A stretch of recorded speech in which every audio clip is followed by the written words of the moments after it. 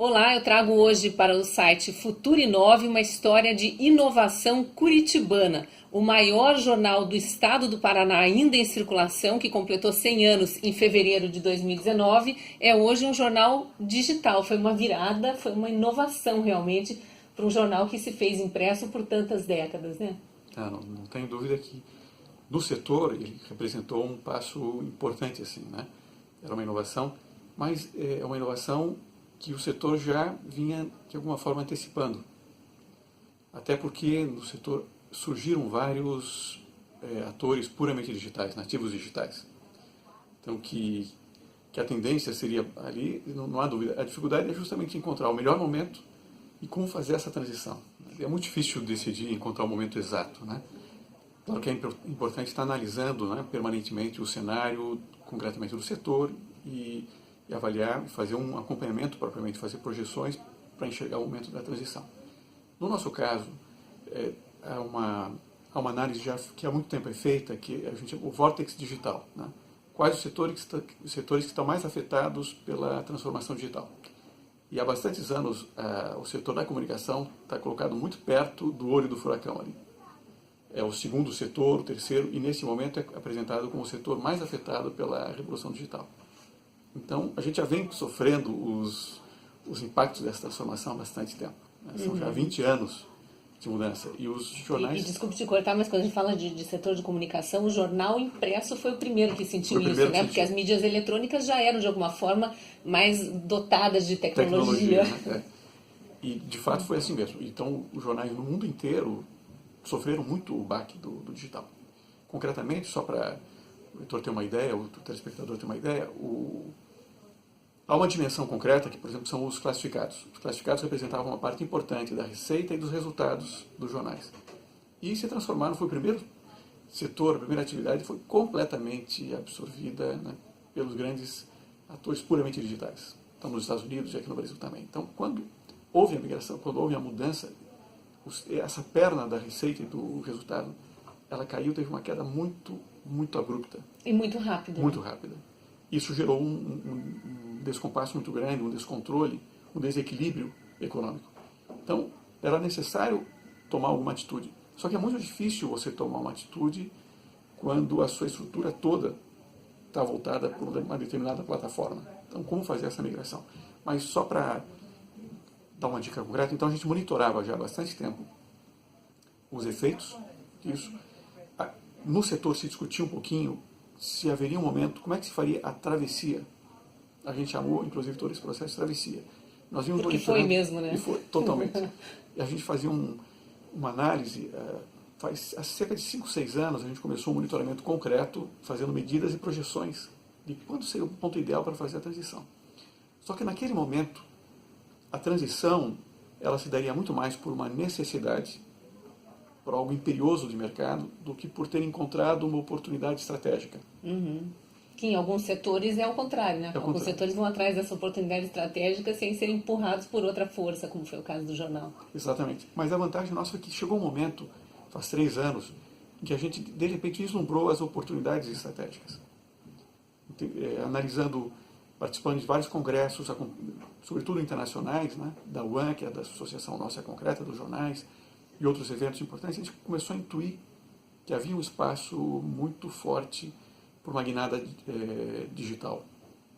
E foi aí que nós colocamos todo o foco nesse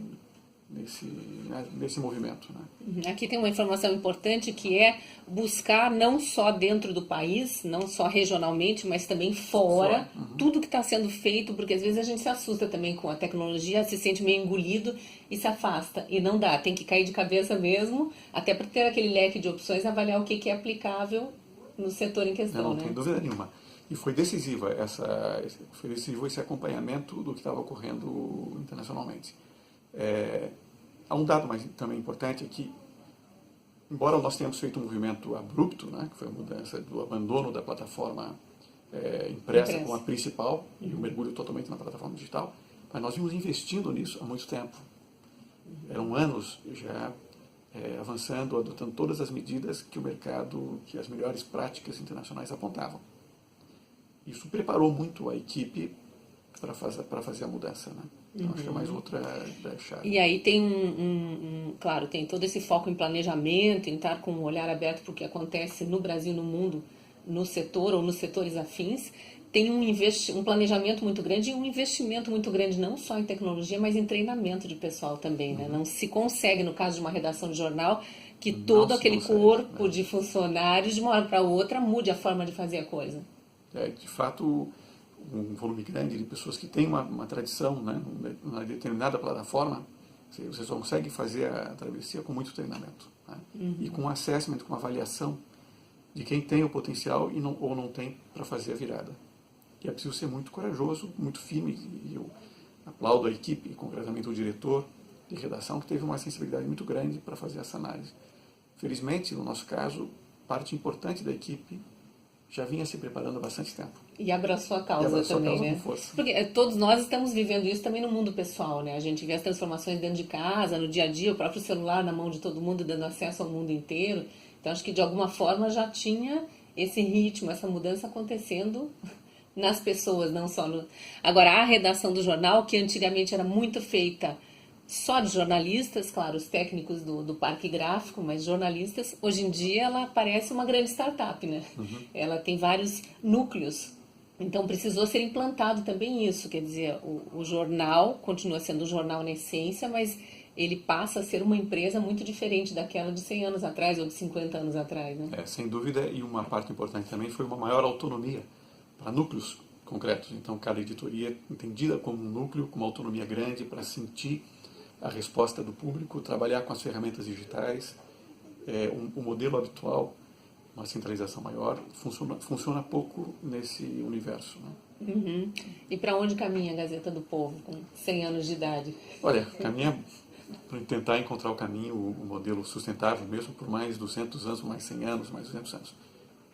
Eu não escondo que a travessia não se completou ainda. Um ponto que eu saliento, que eu acho que foi muito valioso, foi um dos grandes aprendizados foi o foco, né? Havia uma proposta de trabalho nossa que era de trabalhar com ênfase no digital, mas mantendo a plataforma impressa. Que tem até hoje, né? Que tem até hoje, no outro formato, no final de semana, demandando muito pouco da equipe propriamente, não é mesmo? Se a gente mantivesse a plataforma no modelo tradicional, seria muito difícil você conseguir o foco dos principais diretores para aquilo que era o decisivo.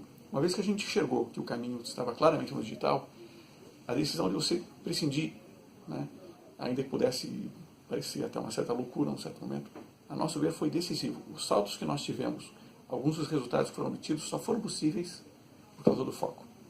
Tá? Talvez um aspecto que possa ser interessante é que aprendizado negativo nós tivemos. Sim, porque nem só de louro se vive, né? Quando a gente abraça a tecnologia. E, Cris, aí vem o ponto que acho que talvez tenha sido o principal aprendizado, que a gente ainda não encontrou também uma solução 100% importante. A gente descobriu que nas empresas realmente digitais, nas empresas tecnologicamente avançadas, em geral, a cabeça tecnológica está num patamar muito elevado dentro da organização. E nós, por sermos uma empresa tradicionalmente analógica, não tínhamos alguém com perfil tecnológico em posições de... Sabe? Então, isso trouxe algumas dificuldades importantes. A gente teve que recomeçar o processo algumas vezes, até que pouco a pouco fosse ganhando, essa cabeça tecnológica fosse subindo, né, escalando, tivesse alguns dos nossos diretores com uma visão mais forte nesse sentido. Então, talvez se eu possa dar alguma dica, alguma sugestão concreta, se estão num processo de transformação digital, procurem ter num patamar, num nível elevado da organização, seja no nível da sociedade, seja no nível do primeiro time de diretores, alguém com uma cabeça tecnológica muito forte. Né? E tem um segredo que a Gazeta do Povo contou na versão impressa, comemorativa dos 100 anos, que eu não sabia, mesmo conhecendo o grupo já há muitos anos, que nessa virada digital, o conselho editorial, o conselho administrativo mesmo da empresa, foi buscar pessoas mais jovens que já estavam tendo muito sucesso nas famosas startups, nos negócios mais dessa área tecnológica e digital. E há um conselho, não sei se eu estou falando bobagem, me corrija se estiver falando bobagem, como se fosse um conselho paralelo que dá orientação e inspiração até na parte de tecnologia e inovação. Foi isso mesmo. A gente montou um conselho consultivo. Consultivo, essa é a palavra. Ele não tem a formalidade, provavelmente, de um conselho de administração, mas funciona como tal. Tá? Nós buscamos 3 presidentes de startups de sucesso, que já estavam tendo sucesso grande no mercado. E aí regionais, né? E regionais. E a gente falou porque já conhecia a história da Gazeta também. E o que eu fico muito agradecido até porque a paixão com que eles assumiram essa tarefa, essa disposição de nos ajudar foi espetacular.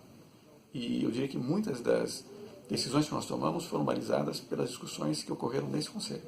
E aí eu já revelo que as entrevistas com alguns desses conselheiros do Grupo Paranaense de Comunicação também já foram feitas aqui no Futuro Inove. A gente tem o Alfonso Voigt do Ibanks, da Contabilizei também, o Vitor da Contabilizei. Quem que é o Thiago da cadeia. O Thiago acho que está faltando a gente entrevistar aqui ainda, mas o Vitor e o Alfonso já deram entrevista aqui falando também sobre a guinada digital e tecnológica deles, porque todo mundo viveu essa experiência, alguns vinham de outras áreas de atuação e precisaram também se preparar muito para entrar nessa, né? E aí só faltou um ponto que eu acho muito importante no caso específico da Gazeta do Povo, e eu acho que talvez seja por isso que a Gazeta virou um grande case nacional, em termos de jornal impresso, e todos estão tentando essa virada para o digital, é como convencer o leitor a vir junto, porque aí a Gazeta tinha todo aquela gama de leitores de várias faixas etárias, mas acostumados com o impresso, com virar a página. Eu mesmo sinto falta do cheiro da tinta, do jornal, da textura do papel. É um processo também, né? Mas na verdade o nosso leitor, na sua grande maioria, já estava no digital. Então, os volumes, por exemplo, de pessoas que liam a Gazeta do Povo no digital, seja no desktop, seja no celular, era muito maior do que os que liam no papel. Só no papel. Só no papel. Então, foi em função disso até que a gente acelerou a mudança. Claro que a gente teve que gerenciar um pouquinho a fidelidade dos leitores que estavam mais apegados ao papel, ao impresso. E aí foi feito um trabalho bastante minucioso, bastante atento, assinante por assinante, se entrou em contato com todos eles, para que desse um voto de confiança nessa transição. É um pouco mais trabalhoso do que a gente imagina, né? Foi um tempo longo, né? A gente contratou uma equipe específica para dar esse atendimento, esse suporte. E na mudança, na virada, 92% dos nossos assinantes fizeram a transição, aceitaram. Né? Ou seja, houve uma perda inicial de 8%, que é relevante para nós, mas a gente tinha certeza que era um movimento que precisava ser feito. E, de qualquer forma, o número, uma conversão de 92%, nos pareceu excepcional. Nós tínhamos projetado 70%, 60%, 70%, e veio 92%, mostrando que a força estava não tanto na plataforma, quanto na marca, quanto no conteúdo, no serviço que era prestado. E um estímulo tanto para continuar, né? Um estímulo grande para continuar. E aí a Gazeta do Povo, como última informação aqui, conseguiu alguns números que talvez jamais tivesse imaginado que conseguiria, né? Em outubro, mês das eleições, outubro de 2018, foi o jornal mais lido do país. Talvez se a gente olhasse 20, 30 anos atrás, jamais fosse dizer isso, que o jornal do Paraná, que é um estado importante, mas não figura entre os mais importantes, pudesse vir a ser o mais lido do país num mês de eleição presidencial, num período tão importante para o país, né? A gente não chegou a imaginar que poderia chegar nessa posição. A gente supunha que chegaríamos ali pelo trabalho que estava sendo realizado, em terceiro, segundo lugar, mas a primeira posição foi algo realmente surpreendente. E o montante foi fruto de um trabalho excepcional da redação, né, de outras equipes também, preparando muito bem ao longo de um período longo e com muito foco no digital, né, quase 10 meses de preparação para chegar lá. Mas o resultado nos surpreendeu positivamente, né? Foi excepcional. E aí a outra coisa é o alcance nacional. De repente não tem mais fronteira, lido até fora do país. A gente acha que em alguma medida isso está acontecendo. E hoje o número de leitores fora do Paraná é maior do que dentro do estado, né? Parabéns, muito obrigada pela entrevista, por contar essa história aqui para o Futuro Inove. E você continue navegando aqui no site, que tem muita informação sobre tecnologia e inovação.